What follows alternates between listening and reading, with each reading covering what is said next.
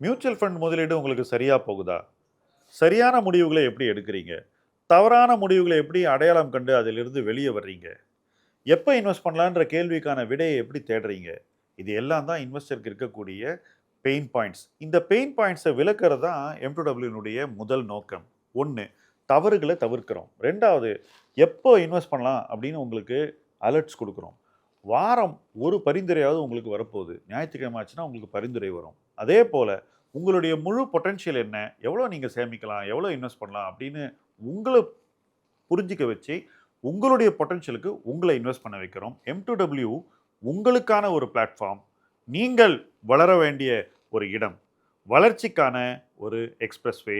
1 கோடி என்ற இலக்கை நோக்கி இணைந்து பயணிப்போம். Join M2W now. நான் ரொம்ப நேரத்தை இழந்துட்டேன் சார். முன்னாடியே எல்லாம் பண்ணியிருக்கணும். முன்னாடியே இதெல்லாம் பண்ணியிருந்தா இன்னைக்கு எங்கேயோ போயிருப்பேன். இவ்வளவு நேரத்தை நான் இழந்துட்டேனே, இனிமே நான் என்னத்த செய்ய போறேன்? என்னால என்ன செய்ய முடியும்? அப்படின்னு ஒருவித தோல்வி மனப்பான்மையோட பல பேர் நான் பார்க்குறேன். அதாவது இனிமே தங்களால பண்ண முடியாது அப்படின்னு முதல்ல முடிவே பண்ணிடுறாங்க. பட் ஆக்சுவலா உண்மையை சொல்லணும்னா, முக்காவாசி பேரு பணக்காரர் ஆகிறதே 60 வயசுக்கு மேல தான். இத நான் சொல்லல. வாரன் பஃபெட்டே சொல்லியிருக்காரு. ஸோ 60 வயசுக்கு மேல நெறைய பணம் ஒருத்தருக்கு சேரும்னாக்கா, ஏன் ஒருத்தர் 30ஸ்லயோ, ஏர்லி 40ஸ்லயோ நான் என் நேரத்த இழந்துட்டேன்னு பேசணும்? நெறைய டைம் இருக்கு இன்னும் கூட. இழந்த நேரத்தை எப்படி மறுபடியும் பெறுவது? முடியுமா? காம்பவுண்டுன்ற அற்புதமான விஷயம் இழந்த நேரத்தை கூட மறுபடியும் பெறச் செய்யும். அதுதான் அதோடைய பியூட்டி. இப்போ 2020க்கு வருவோம். சப்போஸ் அதுக்கு முந்தைய 10 வருஷம் ஒருத்தர் ஒண்ணுமே செய்யல அப்படின்னே வச்சுக்குவோம். பணம் பூரா எஃப்டிலயும், பிபிஎஃப்லயும், பிஎஃப்லயும் வச்சிருந்தாருன்னே வச்சுப்போம். மற்றபடி அவங்க ஒய்ஃப் நகை வாங்கி வச்சிருப்பாங்க, சேமிப்பா. இவ்வளவுதான் ஒருத்தருடைய போர்ட்ஃபோலியோ 2020ல. காம்பவுண்டிங்கிறது அவங்க லைஃபுக்குள்ளேயே வரல. ஏன்னா 2020 இருந்த கோல்ட் பிரைஸ் எடுத்தீங்கன்னா அதை வச்சு என்னத்த காம்பவுண்டிங் கணக்கு போட முடியும்? அந்த சிச்சுவேஷன்ல இருந்த ஒரு நபர் 2020ல மார்க்கெட் தனக்கு சாதகமான ஒரு சூழ்நிலையை கொடுத்த போது, கோவிடும் போது, ஒரு 3ல் 1 பாகத்தை எடுத்து மார்க்கெட்ல போறாருன்னு வச்சுக்கோங்க. அதுவும் சேஃப் பிளேசஸ்லாம் நல்ல கம்பெனிஸ்ல இன்வெஸ்ட் பண்ணிட்டு விட்டார் அப்படியே. இன்னைக்கு கூட அவர்கிட்ட குறைஞ்சபட்சம் 3 மடங்கு அந்த பணம் அதிகரிச்சிருக்கும். அதாவது மொத்தம் அவர்கிட்ட பணம் ரூ. 100 இருந்துன்னு வச்சுப்போம் 2020ல. அதில் 1/3 எடுத்து மார்க்கெட்டில் போடுறாரு. 33% போறானே வச்சுப்போம் ரவுண்டா. அந்த 33 இன்னைக்கு மறுபடியும் 100 ஆயிருக்கும். ஸோ அவர்கிட்ட ஒரிஜினலாக இருந்த பணம் இருந்து பாருங்க, அதுவும் வளர்ந்து அதே அமௌண்ட் இருக்கும். இன்னைக்கு தனியாக இன்னொரு தொகை இருக்கும். As simple as that. அது இன்னும் சாதுரியமாக இன்வெஸ்ட் பண்ணியிருந்தான்னு வச்சுக்கோம், அந்த 33 இன்னைக்கு 200 கூட இருக்கலாம். இதுவும் பல பேர் லைஃப்ல நடந்திருக்கு.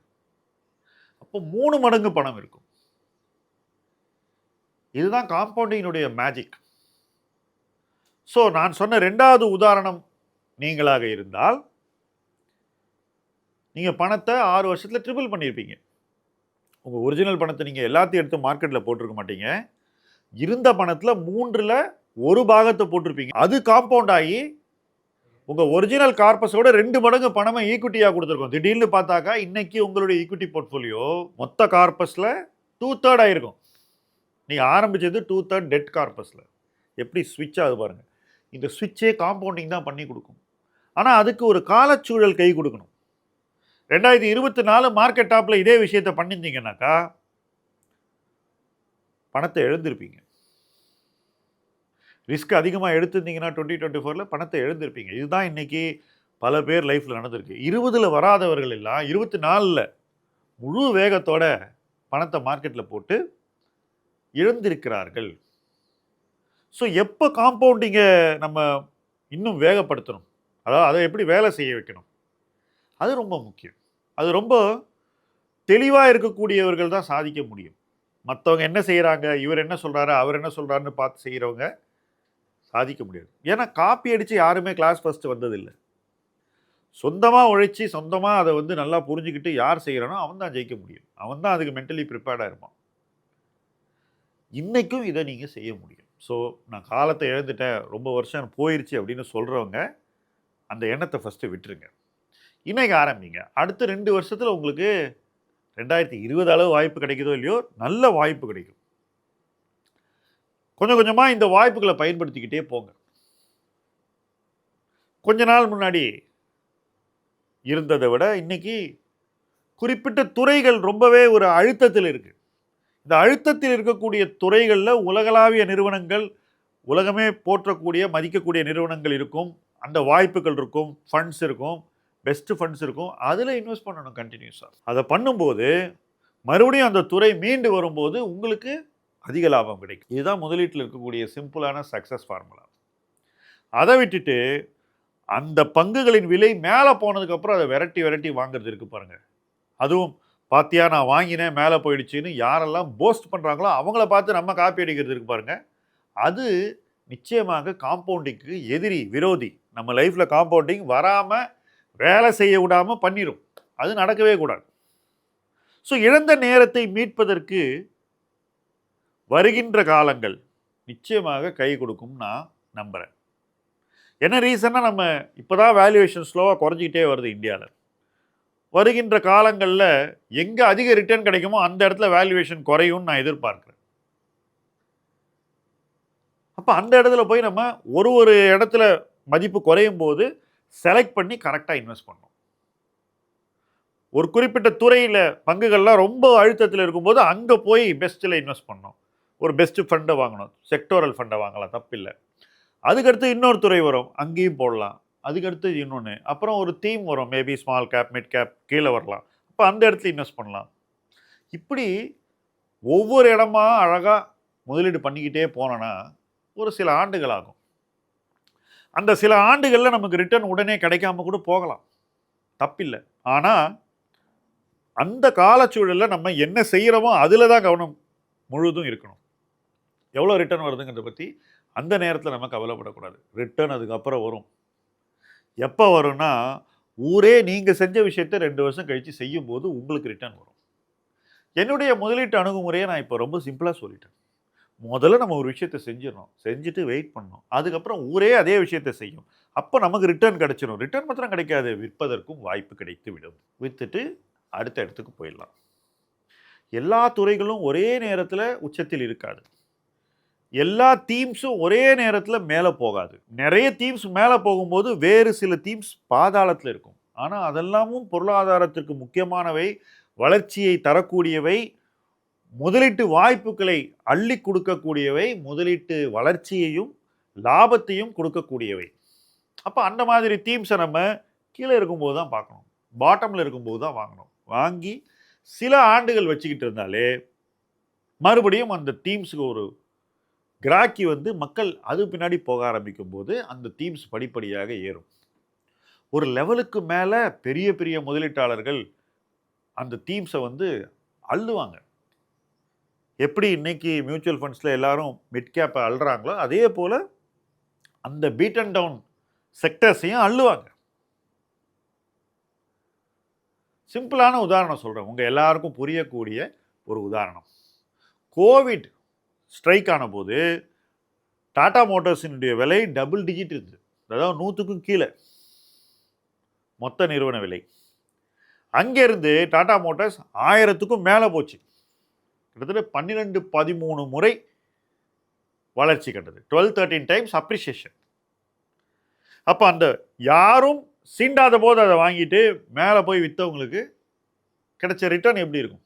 அவங்க போர்ட்ஃபோலியோ எவ்வளோ வளர்ந்துருக்கும்? இதுதான் நம்ம ஒவ்வொரு காலச்சூழலையும் தேடி பார்த்து செய்ய வேண்டியது. அந்த சில ஆண்டுகளில் டாடா மோட்டார்ஸ் நடந்தால் வருகின்ற ஆண்டுகளில் வேறு ஒரு இடத்துல நடக்கும். மறுபடியும் அதே உதாரணத்தை நான் சொன்னேங்கிறதுக்காக அங்கே போய் தேடக்கூடாது. மேபி வேற ஒரு இடத்துல அதே விஷயம் நடக்கலாம். அது எந்த இடம் அப்படின்னு கண்டுபிடிச்சு அந்த இடத்துல போய் நம்ம முதல்லயே நிற்கணும். யார் கான்ட்ரேரியனாக, அதாவது சந்தை ஒரு விஷயத்தை செய்யும் போது சந்தையில் ஒட்டுமொத்த ஒரு கன்சென்சஸோடு எல்லோரும் ஒரே கருத்து கொண்டு ஒரு விஷயத்தை செய்யும்போது அதை விட்டுட்டு எல்லோரும் விரும்பாத ஒரு விஷயத்தை போய் செய்யறது இருக்கு பாருங்க, அதுதான் கான்ட்ரேரியன் இன்வெஸ்டிங். அதை செஞ்சுட்டு ஒரு சில ஆண்டுகள் கொடுத்தாக்கா நிச்சயமாக இழந்த காலத்தை நம்ம மீட்டி விடுவோம். ஏன்னா பாருங்க, நான் டாடா மோட்டார்ஸ் எக்ஸாம்பிள் சொன்னேன். 13-14 டைம்ஸ் ரிட்டர்ன் கிடைச்சுனாக்கா என்ன மாதிரி காம்பவுண்டிங் கிடைக்கும் 3 வருஷம் 4 வருஷத்துல? நம்ம நினைச்சே பார்க்க முடியாத ஒரு காம்பவுண்டிங் நம்ம லைஃப்ல நடக்கும். இது மறுபடியும் மறுபடியும் நம்ம லைஃப்ல நடந்துகிட்டு தான் இருக்குன்றது தான் என்னுடைய அனுபவம். பல முறை நான் இதை தனிப்பட்ட முறையில் அனுபவித்திருக்கிறேன் நிறுவனங்கள்ல. இது நடக்கும் போதெல்லாம் என்ன நம்மளை அதில் பார்ட்டிசிபேட் பண்ண வச்சதுன்னா இந்த கான்ட்ரேரியன் திங்கிங், எதிர்மறையான சிந்தனை. சந்தை ஒரு பக்கம் போனால் நம்ம இன்னொரு பக்கம் போகிறது. இதை பண்ணாதான் இழந்த நேரத்தை நீங்கள் மீட்டெடுக்க முடியும்.